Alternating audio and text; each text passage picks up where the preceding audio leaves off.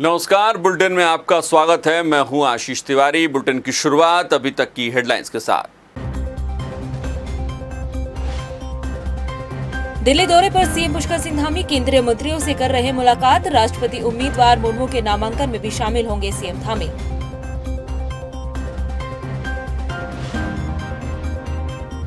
IAS Ramvilas Yadav को 14 दिन की न्यायिक हिरासत। 6 जुलाई को होगी अगली पेशी। आय से अधिक संपत्ति मामले में हुई है गिरफ्तारी। उत्तराखंड में नौकरशाही और मंत्रियों के बीच तकरार। सवाल मनमानी के चलते क्या नियमों को भूल बैठे सचिन कुर्वे या मंत्री रेखा आर्या से हो रही चूक। और राजधानी देहरादून में सॉलिड वेस्ट से मिलेगी निजात। हर्रावाला में लगी कंपोस्ट मशीन से बनाई जा रही कूड़े की जैविक खाद 15 दिन में बनकर हो रही तैयार। और आज बात सबसे पहले रामविलास यादव की। उत्तराखंड और यूपी के चर्चित आईएएस रामविलास यादव को आखिरकार विजिलेंस ने गिरफ्तार कर लिया है। रामविलास यादव अब विजिलेंस के शिकंजे में है। वो कभी यूपी में बेहद ताकतवर नौकरशाह माने जाते थे, लेकिन सियासत का चरित्र बदला तो सेफ पैसेज की तलाश में उत्तराखंड लौटे रामविलास यादव का जेल गमन हो गया है। इस रिपोर्ट को देखिए और समझिए कि कैसे एक ताकतवर नौकरशाह सियासत के गलियारों से विजिलेंस की गिरफ्त तक पहुंच जाता है। ये रिपोर्ट देखिए।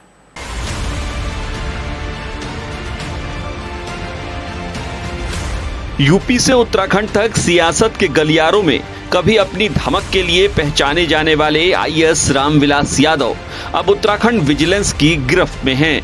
रामविलास यादव पर आय से 500 गुना अधिक संपत्ति अर्जित करने का आरोप है। लगातार विजिलेंस के सामने पेश होने से बचने की कोशिश कर रहे रामविलास यादव खुद को बचाने के लिए हाईकोर्ट की शरण में भी गए, लेकिन जब वहां से भी राहत नहीं मिली तो आखिरकार उन्हें विजिलेंस दफ्तर में हाजिरी लगानी ही पड़ी। विजिलेंस दफ्तर में कई घंटों की पूछताछ के दौरान रामविलास यादव विजिलेंस अफसरों के कई सवालों के जवाब दे नहीं पाए। हालात ये हुए कि घंटों की पूछताछ के बाद आखिरकार विजिलेंस ने रामविलास यादव को गिरफ्तार कर लिया। रामविलास यादव पर अपनी आय से 500 गुना अधिक संपत्ति अर्जित करने का आरोप है। रामविलास पर जो आरोप हैं उनमें यूपी और उत्तराखंड में 20 से अधिक संपत्तियों की खरीद फरोख्त, लखनऊ में पत्नी के स्कूल को लाभ पहुंचाने, पद पर रहते हुए लाभ उठाने जैसे आरोप शामिल हैं। विजिलेंस के सवालों से सालों से बच रहे रामविलास यादव फिलहाल विजिलेंस की गिरफ्त में हैं और उनका भविष्य विजिलेंस की तफ्तीश पर निर्भर करता है। रामविलास यादव एक ताकतवर अफसर रहे हैं। अपनी मनमानी करने और दूसरों के मन वाली कराने के लिए भी वो सत्ता पर दबाव डालने की हैसियत रखते थे।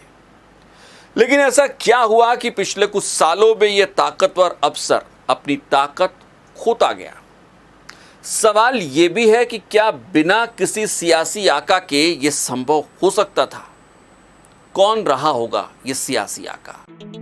रामविलास यादव आज भले ही विजिलेंस की गिरफ्त में हो, लेकिन एक वक्त ऐसा भी रहा जब नौकरशाही के गलियारों में उनकी तूती बोला करती थी। साल 2000 में उत्तराखंड के यूपी से अलग होने के वक्त रामविलास यादव एक पीसीएस अफसर हुआ करते थे और उन्हें उत्तराखंड का कैडर अलॉट किया गया। लेकिन अपनी सियासी पकड़ के चलते रामविलास यादव उत्तर प्रदेश में ही बने रहे और काम करते रहे। धीरे धीरे वो और मजबूत होते गए और एक वक्त ऐसा आया कि जब अफसरों की ट्रांसफर और पोस्टिंग में भी उनकी मनमानी चलने लगी। रामविलास यादव उत्तर प्रदेश की राजधानी लखनऊ में लखनऊ विकास प्राधिकरण के सचिव जैसे अहम पोस्ट तक पहुंच गए। बताते हैं कि अखिलेश यादव की सरकार में रामविलास यादव एक बेहद ताकतवर अफसर के तौर पर पहचान बना चुके थे। लेकिन सत्ता बदली और जब यूपी विजिलेंस ने रामविलास यादव की चौखट पर दस्तक दी तो रामविलास यादव उत्तराखंड कैडर में लौट आए। यहां भी रामविलास यादव को सियासत का पूरा साथ मिला और उन्हें पीसीएस से आईएएस कैडर दे दिया गया। यूपी विजिलेंस ने उत्तराखंड सरकार को लगभग 2.5 साल पहले रामविलास यादव के कारनामों की जानकारी दी। लेकिन रामविलास यादव का कद इतना कि सरकार भी उनके कारनामों पर चुप्पी ओढ़े रही। लेकिन उत्तराखंड में जब सत्ता का मुखिया बदला और सीएम धामी के सामने रामविलास यादव की फाइल आई तो न सिर्फ रामविलास यादव पर शिकंजा कसना शुरू हुआ बल्कि उत्तराखंड विजिलेंस ने उनकी जांच भी शुरू कर दी। रामविलास यादव का बैड लक ऐसा कि जिस रुतबे और रुआब में वो अपनी पूरी नौकरी निकाल गए, वही रुतबा और रुआब उनके रिटायरमेंट के महज एक हफ्ते पहले उत्तराखंड विजिलेंस की पूछताछ में तार तार हो गया। रिटायरमेंट के एक हफ्ते पहले उन्हें सस्पेंड कर सरकार ने भी साफ कर दिया कि कोई भी हो उसका पीछा छोड़ा नहीं जाएगा।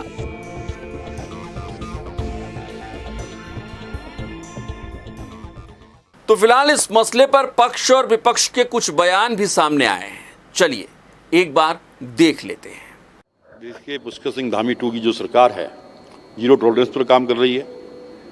आपने कल देख लिया, सरकार से एक IAS को सस्पेंड किया, गिरफ्तार हुआ। ये और लोगों के लिए भी संदेश है, अगर दूसरा कोई रामविलास यहाँ पर होगा तो उसके खिलाफ भी यही कार्रवाई होगी। ये संदेश इस कार्रवाई के माध्यम से सरकार ने प्रदेश के अंदर दिया है और कहीं भी इस प्रकार की कोई कोताही होगी, कोई गलती होगी, इसको बर्दाश्त नहीं किया जाएगा। देखिए, रामविलास यादव तो उत्तर प्रदेश कैडर के IAS हैं और उत्तर प्रदेश से उनकी जांच चल रही थी। उत्तर प्रदेश के वो नौकर हैं, उत्तराखंड का तो उनका कोई लेना देना था नहीं। सारी जांच तो उत्तर प्रदेश के समय से उनकी चल रही थी।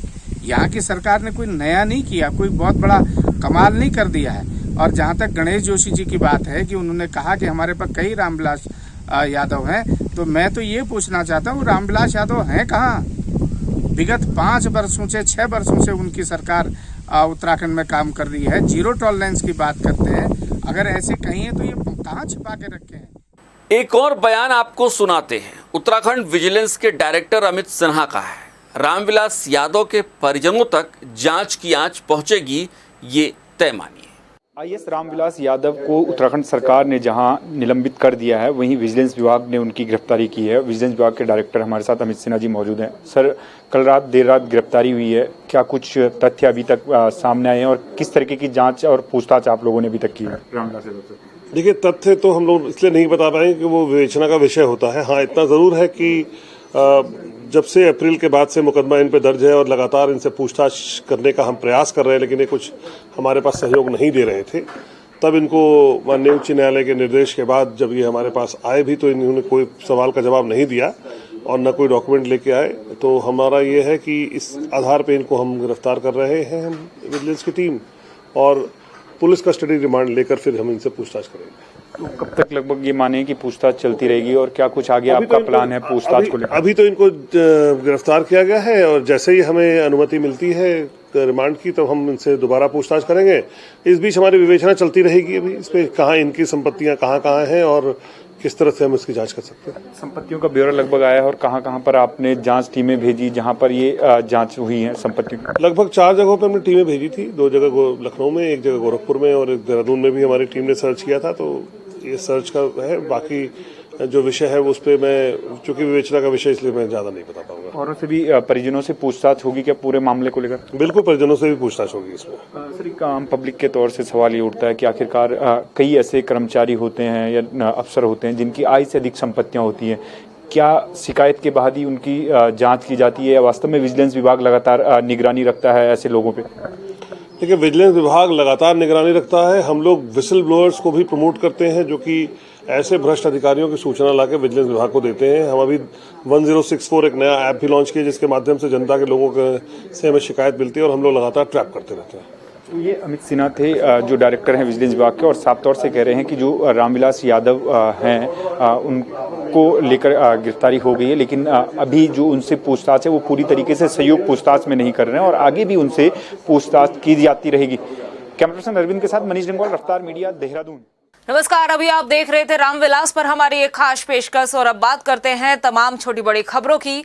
दिल्ली दौरे पर पहुंचे मुख्यमंत्री पुष्कर सिंह धामी ने गुरुवार को दिल्ली में प्रधानमंत्री नरेंद्र मोदी से मुलाकात की है। सीएम पुष्कर सिंह धामी ने उत्तराखंड के विकास के लिए प्रधानमंत्री के मार्गदर्शन और केंद्र सरकार के सहयोग के लिए देवभूमि उत्तराखंड की जनता की ओर से आभार भी व्यक्त किया है। इसके साथ ही पीएम नरेंद्र मोदी से उत्तराखंड के चौमुखी विकास को लेकर भी चर्चा की गई। कुमाऊं मंडल के पौराणिक मंदिरों को जोड़े जाने के उद्देश्य से मानस खंड मंदिर माला मिशन को स्वीकृति दिए जाने और पिथौरागढ़ हवाई सेवा के संचालन का अनुरोध भी किया है। मुख्यमंत्री पुष्कर सिंह धामी दिल्ली दौरे पर है और इस दौरान लगातार केंद्रीय मंत्रियों से उनकी मुलाकात हो रही है। राष्ट्रीय अध्यक्ष जेपी नड्डा से भी सीएम धामी की मुलाकात हुई। केंद्रीय पर्यटन मंत्री जी किशन रेड्डी से भी सीएम धामी की मुलाकात हुई और उत्तराखंड के विकास के मुद्दों पर चर्चा की गई। इसके साथ ही यूसीसी कमेटी की अध्यक्ष रंजना प्रकाश देसाई ने भी सीएम पुष्कर सिंह धामी से मुलाकात की। वहीं आज मुख्यमंत्री पुष्कर सिंह धामी राष्ट्रपति उम्मीदवार द्रौपदी मुर्मू के नामांकन में भी शामिल होंगे। और अब बात करते हैं इस वक्त की बड़ी खबर की। आईएएस रामविलास यादव को न्यायिक हिरासत पर भेज दिया गया है। 14 दिन के लिए न्यायिक हिरासत पर रामविलास यादव को भेजा गया है। आय से अधिक संपत्ति मामले में उनकी कल देर रात गिरफ्तारी हो चुकी है। मुख्यमंत्री पुष्कर सिंह धामी ने भ्रष्टाचार के खिलाफ ये सख्त कार्रवाई करते हुए आईएएस रामविलास यादव के खिलाफ इस कार्रवाई को अंजाम दिया है। इसके साथ ही अब 6 जुलाई को अगली पेशी होनी है रामविलास की कोर्ट में। जी हाँ, एक बार फिर से आपको बता दें कि आईएएस रामविलास यादव को 14 दिन के लिए न्यायिक हिरासत में भेज दिया गया है। जिस तरह से आपको जानकारी है कि एक प्रकरण है जो आईएएस रामविलास यादव से संबंधित है, उन पर आय से अधिक संपत्ति के मामला था, जिस पर कल उनको विजिलेंस कोर्ट में बुलाया गया था और ऑनरेबल हाई कोर्ट की डायरेक्शन पर वो विजिलेंस में सुनवाई के लिए गए थे। और उसके बाद उनको ये कहा गया था कि आप इन्वेस्टिगेशन में कोऑपरेट करिए। उस कोऑपरेशन के बाद उनको रात के 2 बजे अरेस्ट कर लिया गया और आज उनको कोर्ट में यहाँ पर रिमांड के लाया गया है। तो रिमांड पर हमारा आर्गुमेंट ये था कि भाई जब हम कोऑपरेशन कर रहे थे तो अरेस्टिंग की ज़रूरत क्या थी। सर, हमारी जो आर्गुमेंट थी उन्होंने कोर्ट ने कंसिडर किया, लेकिन उन्होंने कहा कि ठीक है, जेसी का मैटर है और उन्होंने जुडिशल कस्टडी के लिए भेजा है। इन्वेस्टिगेशन का पार्ट बोल के जुडिशल कस्टडी के लिए भेजा है 14 डेज़ की, 14 दिन की। उत्तराखंड में एक बार फिर से नौकरशाही और मंत्रियों के बीच खटपट दिखाई दे रही है। मामला खाद्य विभाग यानी कि खाद्य मंत्री रेखा आर्य के विभाग से जुड़ा है, जहां खाद्य आयुक्त सचिन कुर्वे अपनी मनमानी करते हुए खाद्य विभाग में ट्रांसफर कर देते हैं और मंत्री को भनक तक नहीं लगती। सरकार की तरफ से स्पष्टीकरण भी मांगा जाता है तो उसे भी अधिकारी दरकिनार कर मंत्री को जवाब देना जरूरी नहीं समझते। इस रिपोर्ट में देखिए प्रदेश के अफसरशाही की मनमानी का ये खास खेल। उत्तराखंड में अफसरों की मनमानी और नौकरशाही के बीच बढ़ रही तकरार। आखिर अफसरशाही पर कब लगेगी लगाम? प्रदेश में हावी अफसरशाही को लेकर सवाल कई, लेकिन जवाब में सिर्फ अधिकारियों की मनमानी देखने को मिलती है। भले ही इन अधिकारियों पर लगाम लगाने के लिए सरकार कितनी भी कोशिश कर ले, लेकिन शायद प्रदेश में नौकरशाही की मनमानी रीत पुरानी हो चुकी है, जिसे सुधार पाना मुश्किल है। मंत्री रेखा आर्य के खाद्य विभाग का ऐसा ही एक मामला सामने आया है, जहां पर खाद्य आयुक्त सचिन कुर्वे विभाग के 6 जिलों के जिला पूर्ति अधिकारियों के ट्रांसफर कर देते हैं और इस पूरे मामले की जानकारी तो दूर, भनक तक मंत्री रेखा आर्य को नहीं होती है। जब मंत्री रेखा आर्य को इस पूरे मामले की जानकारी मिलती है तो रेखा आर्य अधिकारी सचिन कुर्वे को इस पूरे मामले पर स्पष्टीकरण देने और ट्रांसफर निरस्त करने के आदेश देती है। लेकिन सचिन कुर्वे ने ना तो स्पष्टीकरण दिया और न ही किसी बात की जानकारी देना मंत्री रेखा आर्य को जरूरी समझा, जिसके बाद मंत्री का पारा हाई हो गया। रेखा आर्य ने मुख्य सचिव को चिट्ठी लिखकर खाद्य आयुक्त सचिन कुर्वे के खिलाफ कार्रवाई की मांग कर डाली। यहां तक कि मुख्यमंत्री पुष्कर सिंह धामी को भी इस पूरे मामले से अवगत कराया गया। रेखा आर्य ने इसे रूल्स ऑफ बिजनेस का घोर उल्लंघन करने की बात कही है। यदि विभाग के उच्च पदेन व्यक्ति से आप किसी चीज की सहमति नहीं लेते हैं और मनमर्जी करते हैं, इसका मतलब विभाग किस दिशा में जा रहा है। इससे साफ पता चलता है कि विभाग इससे दिशा विहीन होगा। यदि आप अपने मंत्री से, यदि अपने विभाग के मुखिया से किसी तरीके की सहमतियां प्राप्त नहीं कर ले रहे हैं, तो ये मुझे लगता है कि कहीं ना कहीं संदेह की स्थिति पैदा करता है। मुझे लगता है केवल हठधर्मिता है, ये केवल और केवल जो है एक अपनी एरोगेंसी है, जो कि मुझे लगता है कि विभाग के हित में भी अच्छा नहीं है और स्वयं के लिए भी अच्छा नहीं है। मुझे लगता है कि इन्हें वापस मसूरी में ट्रेनिंग लेनी चाहिए कि जनता के लिए जब हम काम करें तो हमारा क्या रुख होना चाहिए और क्या आचरण होना चाहिए। आपको ये भी बता दें कि खाद्य आयुक्त सचिन कुर्वे ने 20 जून को खाद्य मंत्री रेखा आर्य को बिना बताए नैनीताल जिले के जिला पूर्ति अधिकारी मनोज बर्मन को अनिवार्य रूप से अवकाश पर भेजे जाने का आदेश जारी कर दिया था, जिस पर मंत्री रेखा आर्य ने कड़ी नाराजगी भी जताई थी। हालांकि अब ट्रांसफर वाले पूरे मसले पर सचिन कुर्वे का ये कहना है कि ट्रांसफर एक्ट के तहत ये पूरी कार्रवाई की गई है, जिसके बाद अब मंत्री जी सचिन कुर्वे के दुर्व्यवहार पर भी सवाल उठा रही है। ऐसे में सवाल ये उठ रहा है कि क्या मनमानी के चलते सचिन कुर्वे नियमों को भूल बैठे हैं या फिर मंत्री रेखा आर्य से ही कहीं चूक हो रही है। बहरहाल सवाल ये भी है कि आखिर नौकरशाही और मंत्रियों के बीच आपसी तालमेल कब और कैसे सुधरेगा। खाद्य मंत्री रेखा आर्य और खाद्य आयुक्त सचिन कुर्वे के बीच अब जो जंग चल रही थी वो और तीव्र हो चली है।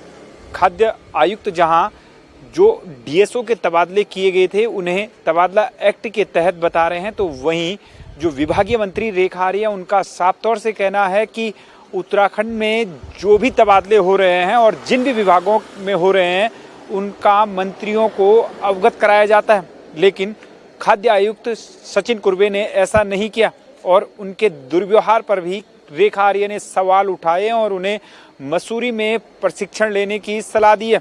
तो वहीं रेखा आर्य सीधे तौर से कह रही हैं कि मुख्यमंत्री के संज्ञान में भी वो मामला लेकर आ गई हैं और अब मुख्यमंत्री से उन्हें उम्मीद है कि कोई इस पर वो सकारात्मक निर्णय लेंगे।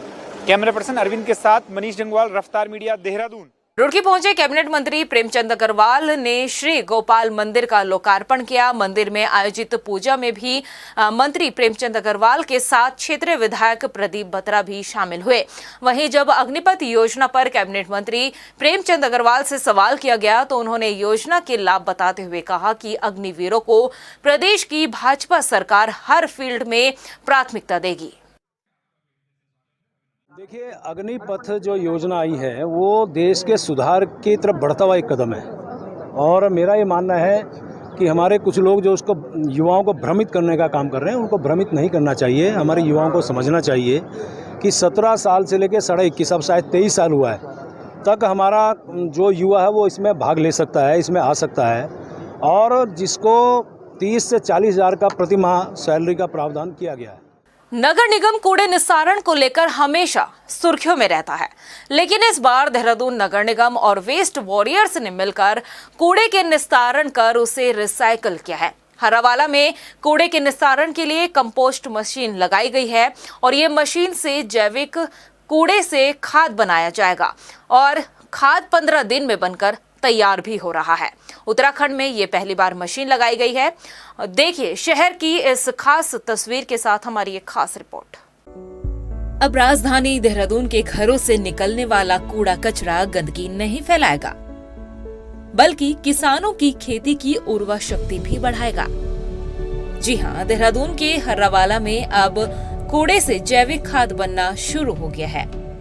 अभी तक नगर निगम की शीशमबाड़ा में बने सॉलिड वेस्ट में देहरादून के घरों का हर रोज कई टन कूड़ा जाता है, लेकिन एक ही जगह पर कूड़ा इकट्ठा होने की वजह से शीशमबाड़ा में बदबू के कारण आसपास के लोगों का बुरा हाल है। लेकिन अब हर्रावाला के वार्ड नंबर 97 में लगे इस प्लांट में कूड़े से खाद बनने शुरू हो चुकी है। वेस्ट वॉरियर्स के अध्यक्ष नवीन सड़ाना ने बताया कि 1000 किलो प्रतिदिन की क्षमता वाले कंपोस्ट मशीन लगाई गई है। खाद बनाने के लिए गीला कचरा अलग होकर उनके पास पहुंच रहा है और करीब 15 दिन में ये खाद बनकर तैयार होती है। नगर निगम देहरादून के सहयोग से जो वार्ड 97 हर्रावाला कुआं वाला है, इसके कचरा प्रबंधन की जो जिम्मेदारी है वो वेस्ट वॉरियर संस्था द्वारा ली गई और अपने इस वार्ड को एक आत्मनिर्भर वार्ड बनाने के लिए हम लोग काम कर रहे हैं। और मुझे बहुत खुशी है कि अभी हाल में ही इसी वर्ष 2022 में खाद बनाने की, खासकर जो गीला कचरा पूरे वार्ड से निकलता है जो अलग होकर हमारे पास पहुंच रहा है, उससे खाद बनाने की प्रक्रिया जो है हमारे यहाँ शुरू की गई है। और उसी के लिए जो मेरे पीछे आप देख पा रहे हैं 1000 किलो प्रतिदिन की क्षमता वाली कंपोस्टिंग मशीन, खाद बनाने की मशीन यहाँ पर लगाई गई। कूड़े से जैविक खाद बनाने की प्रक्रिया जहां एक तरफ लोगों को कूड़े कचरे की गंदगी से बचाएगा, तो वहीं खेती के लिए जैविक खाद बनकर भी तैयार होगी। वरिष्ठ नगर स्वास्थ्य अधिकारी अविनाश खन्ना ने बताया कि देहरादून का ये पहला प्रोजेक्ट है। अगर कामयाब रहता है तो सभी वार्डों में इस कंपोस्ट मशीन को लगाया जाएगा, जिससे लोगों को कूड़े की समस्या से भी निजात मिलेगी। देखिए, हर्रा वाला जो 97 नंबर वार्ड है हमारा, वहाँ पे पहले से ही हमारा एक MRF सेंटर जो है संचालित है। तो अब वहाँ पे एक कंपोस्टिंग मशीन आ गई है जो कि मैनुअल और ऑटोमेटिक दोनों रूप से संचालित हो सकती है। नहीं, ये देहरादून के अंदर ये पहला हमारा पायलट है। इसके बाद जो है इसकी जो सक्सेस रेट को देखते हुए इसमें अभी हमारे पाइपलाइन में और भी ऐसे MRF सेंटर्स हैं जो बहुत ही जल्द क्रियाशील होने वाले हैं। तो वहाँ पे भी हम लोग जो है इस प्रकार का जो है मशीन्स को जो है उसमें प्रयोग में लेके आएंगे। इस प्रोजेक्ट के तहत फिलहाल एक ही कंपोस्ट मशीन लगाई गई है। अब ये कंपोस्ट मशीन गीले कूड़े को जैविक खाद में बनाने में कितनी सफल होती है, ये तो आने वाले वक्त पर ही पता चल पाएगा। लेकिन अगर ये प्रोजेक्ट सफल हो जाता है तो इससे आने वाले समय में लोगों को कूड़े की समस्या से काफी हद तक राहत जरूर मिलेगी। रफ्तार मीडिया के लिए देहरादून से हिमांशु चौहान की रिपोर्ट।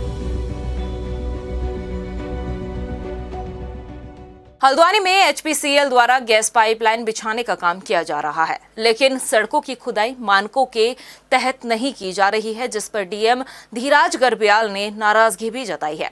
इससे पहले भी डीएम ने HPCL द्वारा की गई नई सड़कों के खुदान पर रोक लगाई थी। मामले में एक बार फिर HPCL और लोक निर्माण विभाग के अधिकारियों के साथ बैठक की गई। बैठक में कई इलाकों के रिस्टोरेशन कार्य में जाँच के निर्देश भी दिए हैं। द्वारा लगभग 6 कॉलोनी में यहाँ पे काम किया जा रहा है। तो इन्होंने अभी तक 91 किलोमीटर की लंबाई में जितने 6 कॉलोनीज है उसमें खुदाई और गैस पाइपलाइन ले करने का काम किया है। तो अभी जो सूचना मिली है तो लगभग 75 किलोमीटर के करीब जिन स्थानों पर उन्होंने खुदाई की थी तो उन स्थानों को उन्होंने उस पर काम कर दिया है और गैस पाइपलाइन वगैरह बिछा दी है। वहीं खटीमा में सहकारी समिति का किसान लगातार घेराव कर रहे हैं। किसानों का आरोप है कि समिति में किसानों का काम समय पर नहीं हो पा रहा है।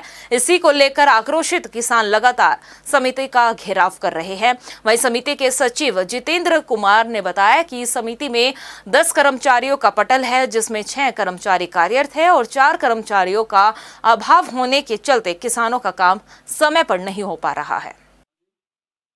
समिति में कुछ किसानों द्वारा घेराव किया गया था। देखिए, वर्तमान में समिति में जो है स्टाफिंग पैटर्न के अनुसार हमारे यहाँ 10 पद हैं और जो हमारे यहाँ कार्यरत कर्मचारी हैं उनकी संख्या 6 है। वर्तमान में हमारा वसूली कार्यक्रम भी चल रहा है, जिस कारण जो है वसूली का कार्यक्रम चलने के कारण मलूला गोदाम नहीं खोला जा सका और हम ये सुनिश्चित करेंगे कि वो गोदाम अब खोला जाएगा। कैंसरपुर सोसाइटी में कर्मचारियों को परमिशन नहीं थी उनकी, जब उनको रखा गया था तो हमें निबंधक महोदय स्तर से देहरादून से एक आदेश प्राप्त होता कि उनको समिति में बिना परमिशन के रखा गया है या तो उनको हटाइए या उनकी परमिशन लीजिए। वहीं किच्चा थाना क्षेत्र में एक युवक को बेरहमी से पीटने का वीडियो वायरल हो रहा है, जिसमें 3 युवक एक युवक की जमकर पिटाई करते हुए नजर आ रहे हैं। घटना 1 सप्ताह पुरानी बताई जा रही है। हालांकि कोतवाली पुलिस ने आरोपियों के खिलाफ मुकदमा दर्ज कर जांच शुरू कर दी है। इसमें ग्राम संजना से ये प्रकरण प्रकाश में आया है, जिसमें थाना किच्चा में इसमें मुकदमा पंजीकृत है और इसमें जो है इसकी इन्वेस्टिगेशन की जा रही है। इसमें जो पीड़ित पक्ष है वो मिला था और उन्होंने अपनी कुछ बातें और कुछ अपने तथ्य हमारे सामने प्रस्तुत किए थे। तो वो चीजें हम लोगों ने आयोग को फॉरवर्ड कर दी हैं और इसमें इन्वेस्टिगेशन की जा रही है और इसमें क्षेत्राधिकारी को भी निर्देशित किया गया है कि जो भी तथ्य प्रकाश में आए हैं उसके हिसाब से इसमें परीक्षण करके और इसकी गहनता से विवेचना की जाए। प्रदेश की खबरों में इतना ही। फिर हाजिर होंगे कुछ खास खबरों के साथ। तब तक के लिए मुझे दे इजाजत। नमस्कार। दिल्ली दौरे पर सीएम पुष्कर सिंह धामी केंद्रीय मंत्रियों से कर रहे मुलाकात। राष्ट्रपति उम्मीदवार मुर्मू के नामांकन में भी शामिल होंगे सीएम धामी।